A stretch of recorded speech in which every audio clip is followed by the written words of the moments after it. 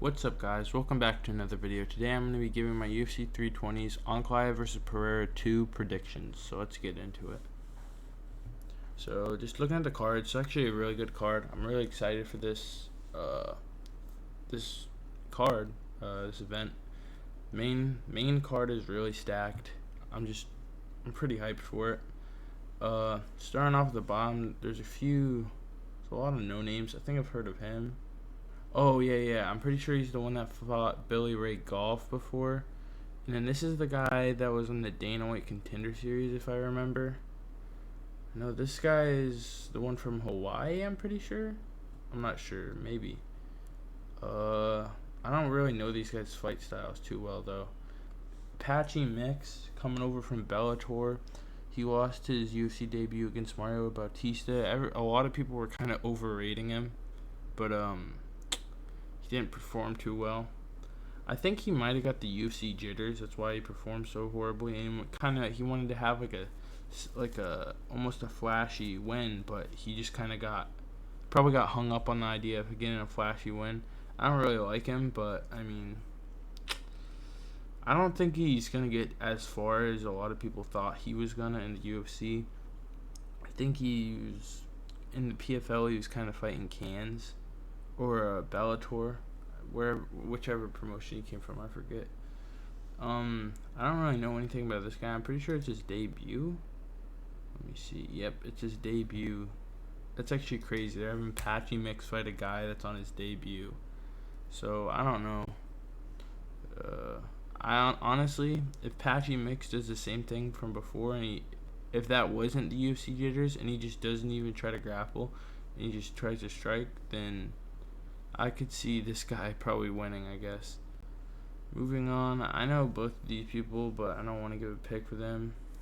This is the guy that beat Jekka Saragi with that crazy knockout. I'm pretty sure he's coming out of the Korean Zombies camp, but I don't know too much about his opponent, so I don't want to give an inaccurate pick. Chris Gutierrez, I think I've heard of both these guys, but I don't remember their fight style. Don't know. I'm about to just start giving predictions on the main card because I don't even pay attention to a lot of prelim fighters and Dana White Contender Series people. Over here, though, I don't know how to say his name. Oteba Gautier.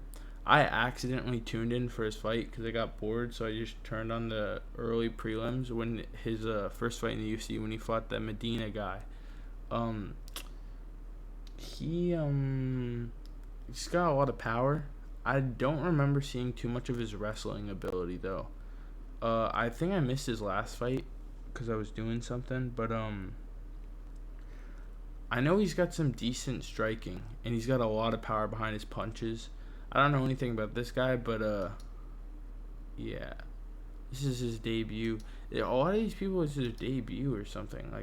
Probably not these guys, but let's see. Win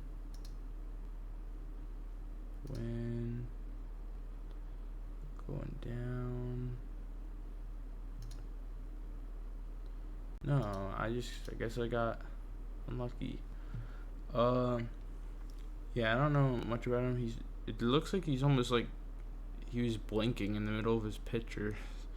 Funny.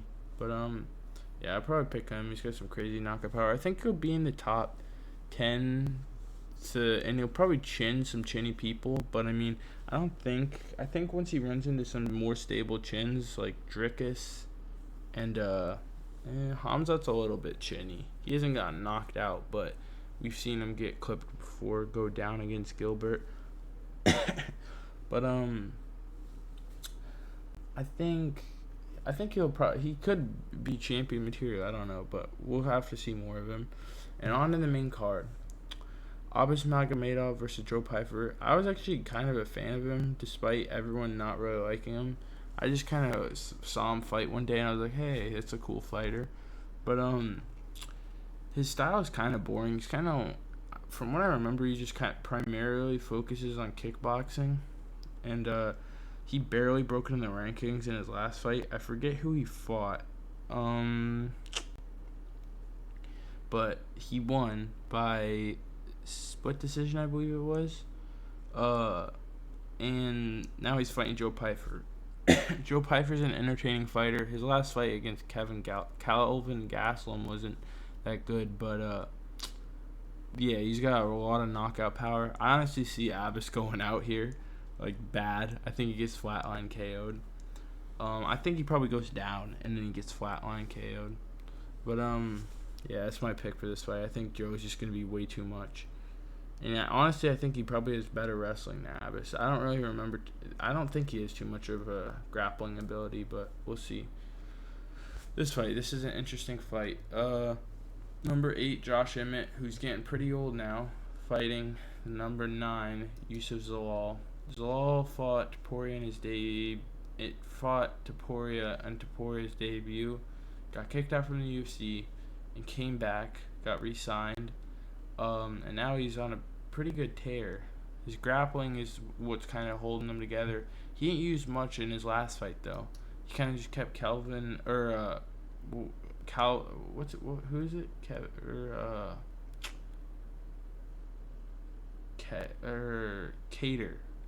Calvin Kattar. He kind of kept Calvin Kattar moving back the whole time. Josh Emmett's got a lot of knockout power, if I didn't already state that. Yeah, landed, significant strikes, 50%, defense, grappling, average takedown, 30% takedown defense. He doesn't shoot as many takedowns, but I haven't really seen too much of where Yusuf Zalal shines. But he's more likely to win by submission.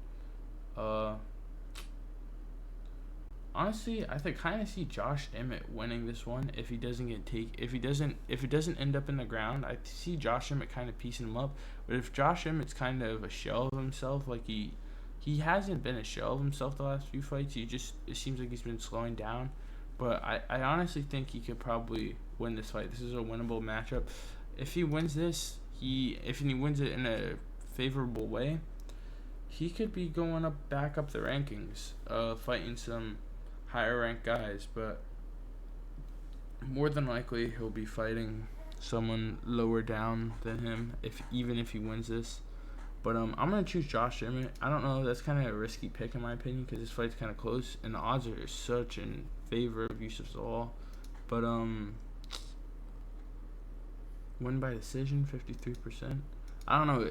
Everyone says your power is the last thing to go, but Josh Emmett hasn't been knocking people out recently, so he hasn't really opened up on his striking. But I mean, we saw in the Lerone fight, he picked Lerone up pretty bad and tossed him down with his wrestling. But Lerone's kind of at a different level now. He really evolved with that Pico knockout. So, yep, my pick for this fight's Josh Emmett. Risky pick, but go with it. Moving up, the featured fight. This is going to be a good fight. Yuri Prochazka, number 2 ranked, the light heavyweight, versus Khalil Roundtree, number 4. Khalil both of them coming off a win from Jamal Hill. Although Yuri's was more competitive until the knockout. Yuri knocked him out, and then Khalil didn't knock him out. It was just total domination. Honestly, like an idiot, I'm pretty sure I picked Jamal for that fight. I don't know why. But Yuri, he's got the unorthodox style, and Khalil's got the really technical Muay Thai style. This is like almost a coin toss, but the odds have it in favor of Yuri, and I kind of want to go that way too. I think it's going to throw off Khalil a lot, but honestly, like, from a realistic standpoint, not choosing from my heart, since I like Yuri a lot, I think Khalil will win because he says he knows there's openings in Yuri's game, and there obviously is. But then at the same time, he's really evolved, and we saw in the Jamal fight, his head movement evolved, and it's been like so much more time since that fight between the Pereira and the Jamal fight to now.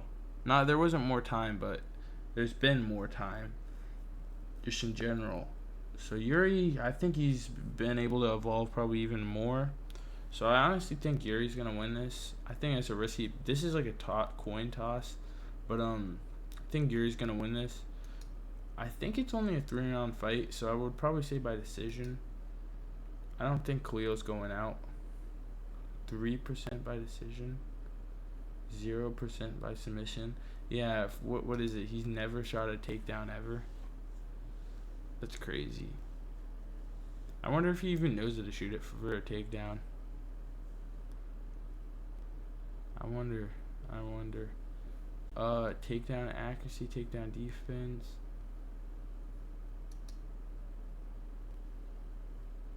Yeah, significant strikes. Yuri's just so unorthodox. He kind of catches people off guard, but his defense is kind of left hanging when he doesn't. When he goes for the knockout. But Khalil, on the other hand, his defense is pretty good, from what I remember. So I'm gonna go Yuri, but I could see Khalil winning this just based off of how technical he is. Moving up to the co-main event, Merab versus Corey Sandhagen. This is kind of a strange matchup because Corey lost 50-45 to Umar, or if I remember, maybe it was 49-46. But and then Merab beats Umar in a really dominant, not really dominant, but it was definitely 48-47. Merab beats Umar, and what's it called? The guy that 50-45 Corey, and now Corey is fighting Merab, which is kind of just a like tongue twister almost. But